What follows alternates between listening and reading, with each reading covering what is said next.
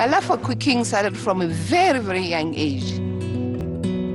Ska is known a lot in here about the work that she's doing, showing the products of Lesotho and the cuisines of Lesotho. In my lifetime, I had never come across a recipe book for our dishes. And so when she came up with the idea, I thought it was a very brilliant one. I'm hoping that one day people will look back and still know those traditional Basotho dishes. And that's what I'm trying to achieve.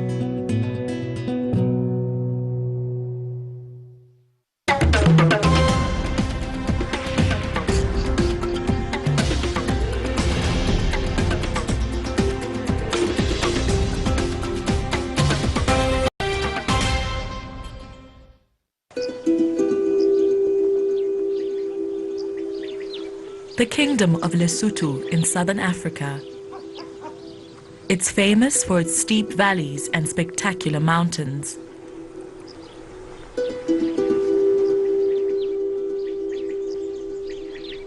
Many of the plants growing wild here are a source of food for the local people. This is Ska Moteane, a Lesotho chef who's passionate about her country's cooking. She is on these slopes soon after dawn most mornings, looking for ingredients for her cooking pot.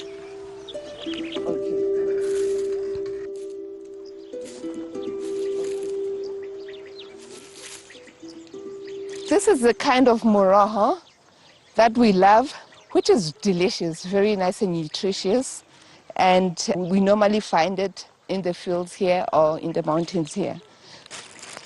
Especially now after the rains, we've got lots and lots of it. Moroho is a kind of wild spinach and is a staple food in Lesotho. This moroho is very important to our diet because we don't have to buy it. We don't have to buy it. We just have to come here and pick, and then we can just go and cook for our families. If I fill this bag, I can feed a family of 10 people for one meal.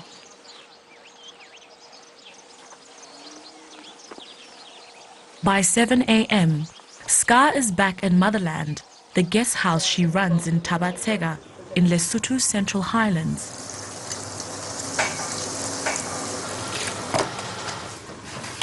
Not surprisingly, the kitchen is its hub. Are you ready with the extra? Okay. All right. My love for cooking started from a very, very young age. Although maybe I didn't realize exactly what was happening at that time. My mother was a very good cook. She cooked the most amazing meals. And being the eldest, I used to join her in the kitchen and I used to watch her. When I was still younger, we had, I think, the first bakery in Tabatsega. So I've always been around food. Motherland's kitchen serves up a range of meals, and Ska is proud of the fact that local dishes are included on the menu. Along with moroho, the Basotho traditionally eat pap, a kind of porridge made from maize meal. Simple stews are conjured up from vegetables or beans. Sun-dried peaches seen on sale by the roadside are a favorite snack. Many of these dishes require just 2 or 3 ingredients. It's a far cry from the world-famous cuisines of, say, China or France. Lesotho cuisine is not so sophisticated like some other cuisines from other countries. We don't use a lot of spices and things like that. They're really simple flavors. But the simplicity of it is what makes it very special. It's cheap to make, it's cheap to cook, and it's very nutritious. Today is March the 11th and a public holiday in Lesotho. It's Moshweshwe Day, the anniversary of the death of the country's founder, King Moshweshwe I. To mark the occasion, Ska has decided to cook a traditional meal for her guests. First, she goes in search of some local brew. This is our traditional beer, Jwala. And what Nemaitumeleng has in here is a mix of mealie meal and wheat meal, and there's sugar, and it's been simmering for 3 hours now. And nicely, this is not beer yet. So this you can even give to little children. It's very nice, it's very good, it's sweet. Kids love it. Once it has cooled down, then she's going to put the sorghum in. The sorghum causes the sugar to ferment into alcohol. The process takes between 8 and 10 hours. Fortunately for Ska, the women have some they made earlier. Hey, ke a leboha. Ke a leboha mme.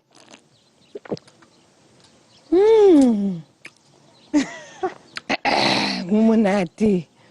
Bo monate, bo monate. Now she has the beer sorted. Ska's next task is to source the ingredients for her main dish. Her neighbor, Mary Lekanya, has invited her to take what she needs from her garden. Yes. I'm picking some pumpkin leaves and just a little pumpkin, small pumpkin, to make a lepu. Lepu is the name of the dish, which is pumpkin leaf stew. Very soon it's going to be out of season, and then we won't have it. That's why it's special now. Back at the guest house, Ska gets to work. The leaves have some thorns, so first what I'm going to do is just to pinch off the top to get the thorns off, because we don't want to eat the thorns. The beautiful thing about this dish, you don't have to chop it very, very fine, because once it's cooked, it's just going to melt in your mouth.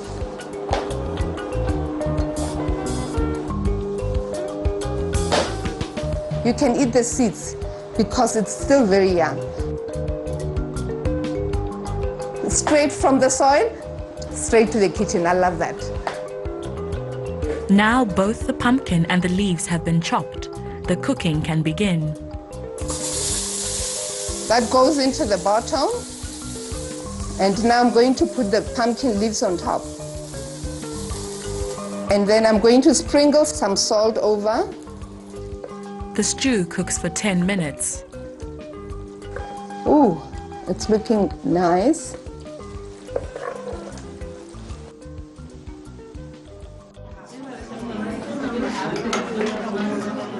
By now, the dining room is filling up. The beer is being served from traditional clay pots.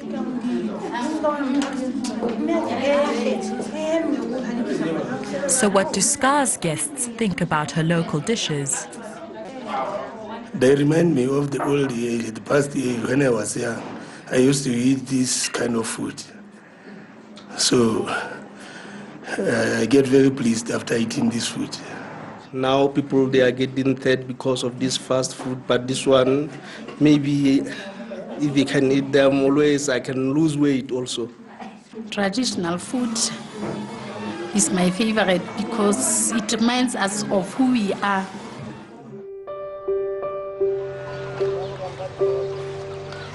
Though totally surrounded by South Africa, Lesotho has a strong cultural identity of its own.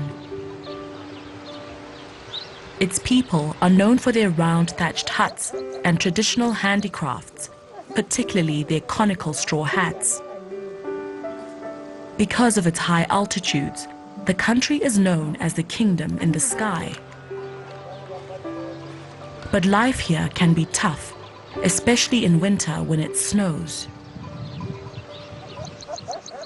2 years of severe drought have made it even tougher. Though rain has recently fallen, it has been too little and too late.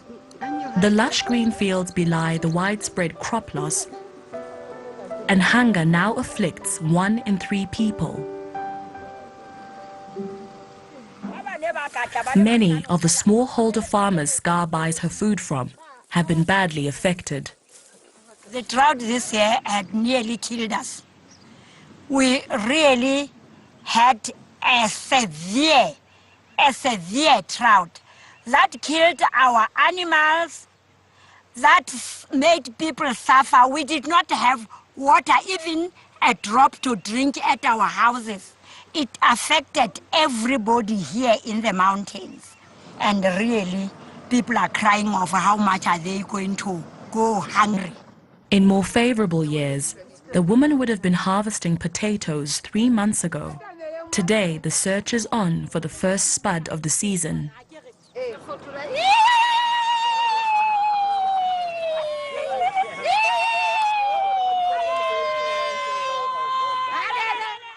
I love buying from small farmers because I believe that if I don't support them and I don't buy from them, the businesses are not going to be, sustainable. They need to feed their families. And the beautiful thing about buying from them as well is I can always visit them and see where the things are being planted.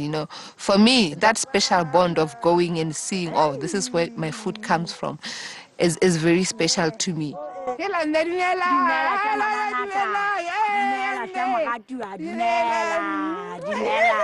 The women's farming methods are totally organic. They use neither fertilizer nor insecticides. The potatoes that I buy from Tabazeka are very flavorsome because of the soil that they grow the potatoes on. Tabazeka produces the best, I believe, the best the whole world. Before Mantabi Singh retired and turned to farming, she was a teacher and taught Ska at school. Ska had a soft heart. In our culture, we say, pelo e joang, which we mean the heart that is being eaten, that cannot hurt you. She would be taking care of other students, care of other kids. And here, upstairs, she was very clever, very smart. The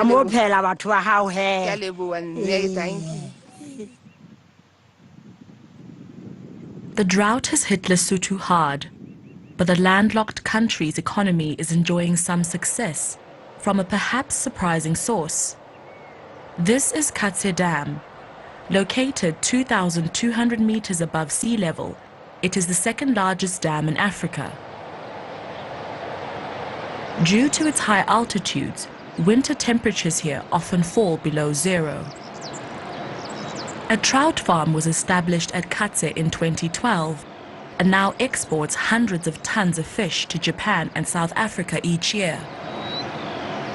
Ska buys trout for her restaurant from here and has been invited over to see how it operates. It would be very interesting for me to see exactly where the trout is coming from here. Trout is the kind of fish that prefers cold weather, so Katse Dam offers exactly that, around 17 degrees Celsius, and also the water quality, it needs to be grown in a high water quality, so the water quality at Katse Dam is suitable for trout farming. The project has provided much-needed employment in Lesotho.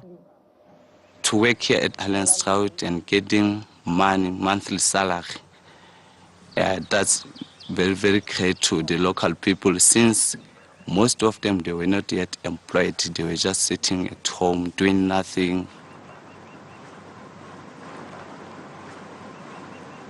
If you can say where the level of water was before, then the water showed that it dropped very, very badly. We never found this before.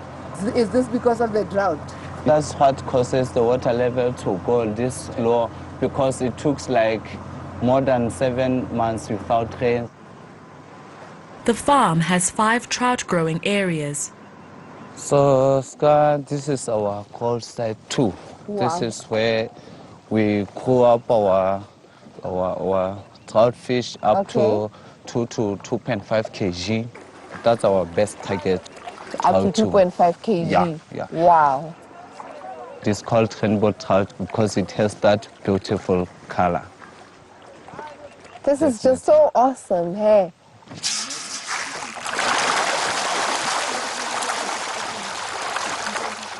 There's a kitchen in there. Inevitably, Ska is also in staff's eating arrangements. Ska is known a lot in here about the work that she's doing, showing the products of Lesotho and the cuisines of Lesotho. So like that inspires a lot of people to do different things about our food. And yes, she's the best when it comes to our trout as well.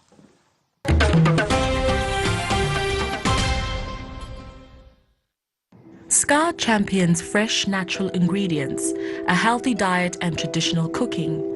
But eating habits in Lesotho are changing, particularly here in the capital Maseru and other urban areas. Recent years have seen the arrival of many fast food outlets, and obesity, particularly among women, is on the increase. Today, 1 in 3 under 5s is malnourished, the result of poverty, failing harvests, and ignorance about healthy eating. Ska shares a house on the outskirts of Maseru with her father. I've got your tea ready and a day. He admits he had doubts when she chose cooking as a career. I thought she would pursue law because she was reading for a law degree at the National University of Lesotho here. But she switched horses and went for the food sciences. In the beginning, I just wasn't convinced that that was the line she should be pursuing. But I let her follow her own interest. And then I could see she was really quite passionate about it. Ska moved to South Africa, where she studied cookery in Johannesburg, then worked as a chef and as a product development consultant. Around this time, she married. My marriage didn't last that long, less than 5 years. But from that marriage, it produced 2 beautiful, beautiful daughters who are now teenagers, and they are now in school in South Africa. Ska's life in South Africa was successful and rewarding, but the sudden death of her mother in a car crash turned her world upside down. When I lost my mother, that was the biggest blow that I've ever felt in my life. It was really terrible. That was the first time, I think, that I ever felt such pain. I don't know if it's because it was sudden, but for her just to go like that and then just never come back, it was so severe. When my mother died, I'm the one who cried the most. I made a decision right there and there to live my life in South Africa, to live it. I think her death enforced that feeling for me to really reconnect with my roots. Returning to her homeland, Ska reconnected in the best way she knew how, through cooking. Discovering there was no tradition book, she spent the next 2 years traveling the length and breadth of the country, recording its time-honored recipes. Many areas are reachable only by an arduous trek, and her journey took her to many remote villages. Among them, Sehonghong in the east of the country, the birthplace of her father, and still the home of her beloved aunt, Mapiloso.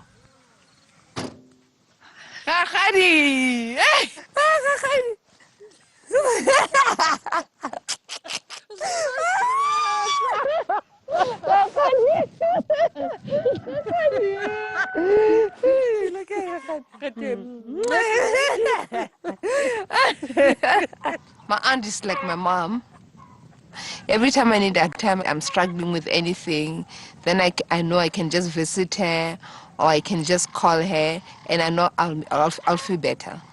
My aunt lives a very simple, beautiful life. Everything she has from her garden, she preserves.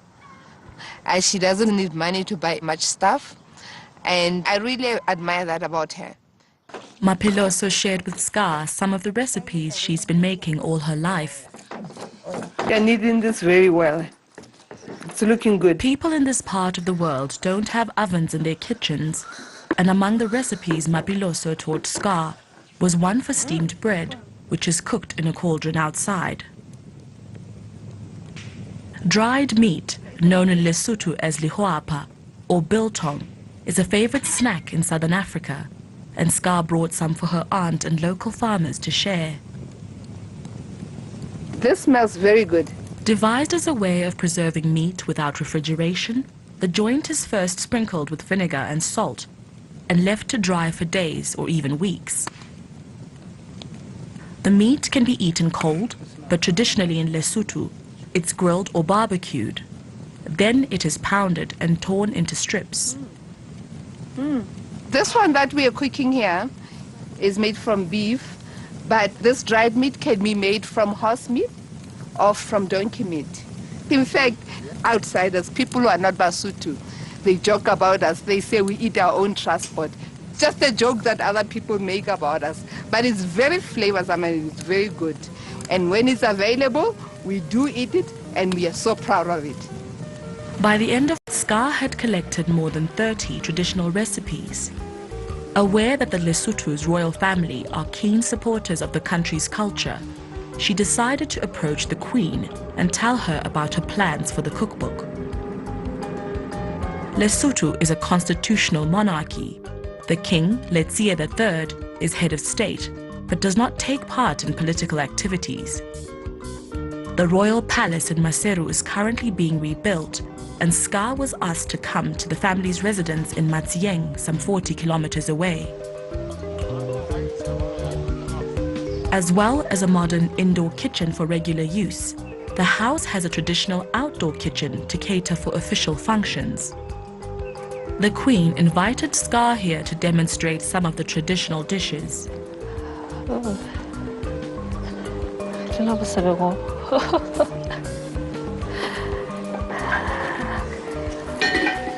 In my lifetime, I had never come across a recipe book for our traditional dishes. And so when she came up with the idea, I thought it was a very brilliant one. This is maize meal, and then this is moroho. As a child growing up, I had always wanted to learn how to prepare some of our traditional dishes. But for some reason, I don't know whether it was a secret or it was just kept for the older women. It still remains a mystery to me till today, but I was very excited when she revealed her book and supported her fully. The Queen wrote the foreword to Ska's book, which was published in 2012. It won the award for Best African Cookbook of the Year. The judges praised the simplicity of the recipes and Ska's appreciation of Lesotho food culture.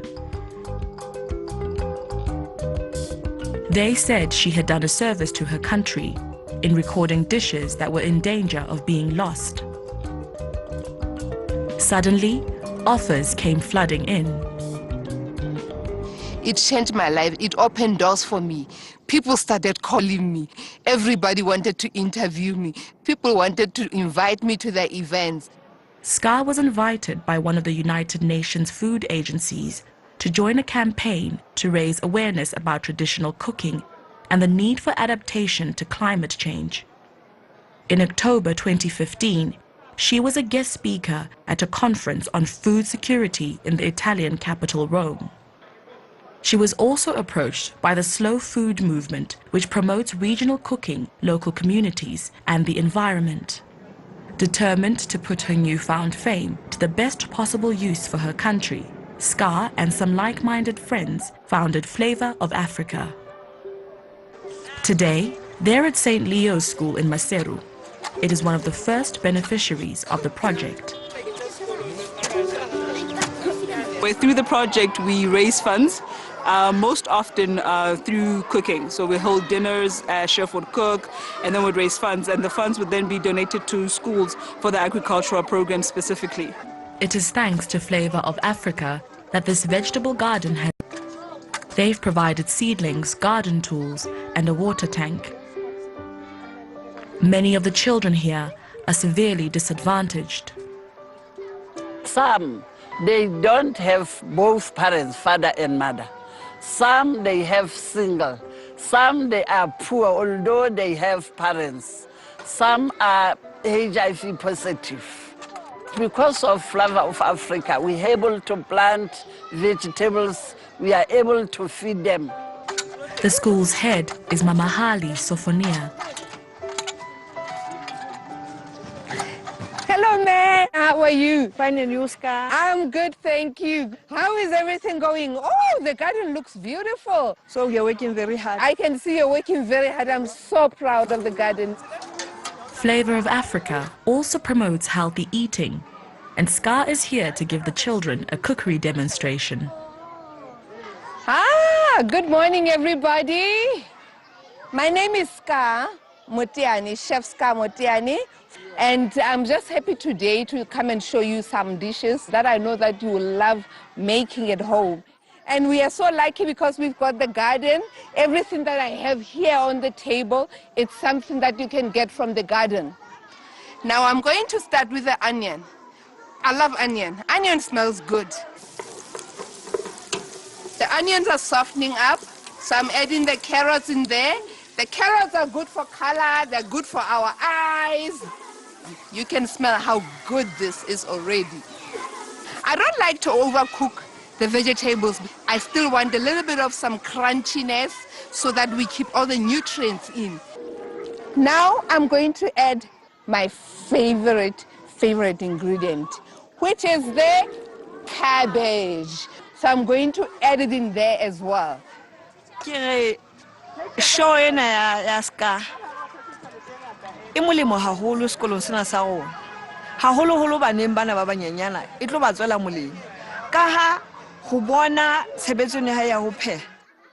What I want to do basically is to make sure that everything is cooked nicely, it's mixed thoroughly, it looks good, and then it will be ready to serve.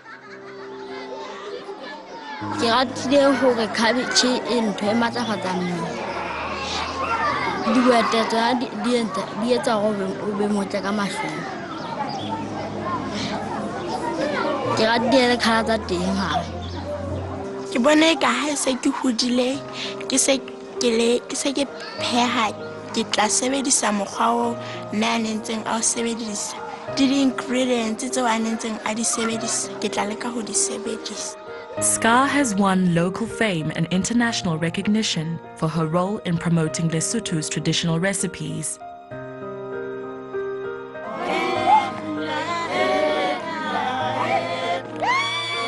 What drives her is her passion for her country's culture and its cooking.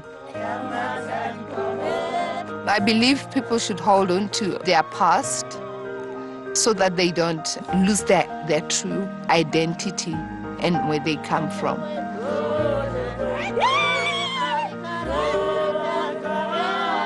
I want to leave that legacy for my kids, for my grandchildren, one day when I have grandchildren.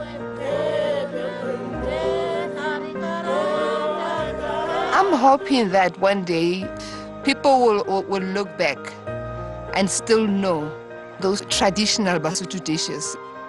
And that's what I'm trying to achieve.